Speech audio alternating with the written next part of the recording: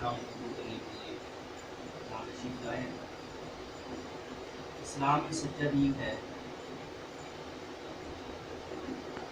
اور جب اسلام آ گیا اس کے بعد پچھلے سارے دین جو ہیں وہ ان کا سلسلہ ختم ہو گیا۔ سارے نبی پر حق ہیں، حضرت عیسیٰ علیہ السلام بھی اللہ کے پر حق نبی ہیں، اور ایک مسلمان جو دائرہ اسلام میں آتا ہے، اسلام قبول کرتا ہے، اس کی بنیاد کی چیز جو ہے وہ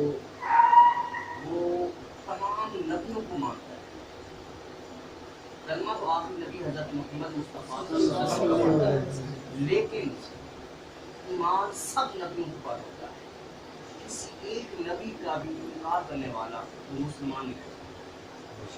ایک مسلمان جو ہے وہ اس کی یہ شان ہے، وہ تمام نبیوں کو مانتا ہے بشمول حضرت عیسیٰ علیہ السلام،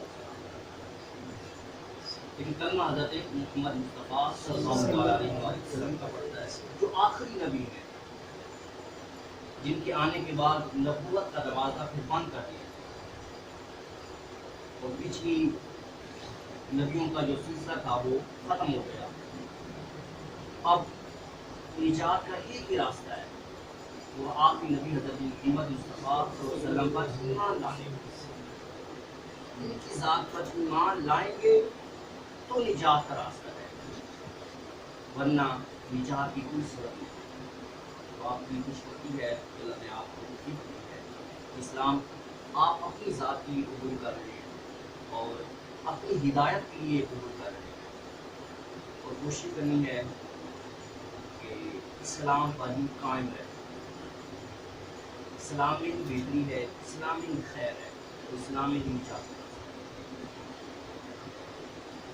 آپ پر کوئی زور نہیں ہے زبردستی نہیں کی، اپنی مرضی سے کر رہے ہیں۔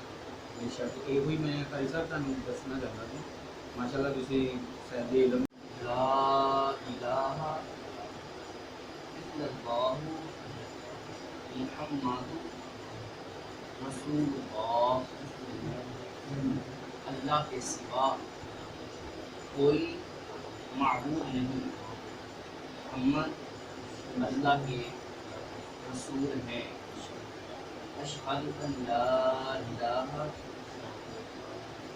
الا اللہ وحدہ لا شریک لہ واشہد ان محمدا عبدہ ورسولہ، میں گواہی دیتا ہوں اللہ کے سوا کوئی معبود نہیں،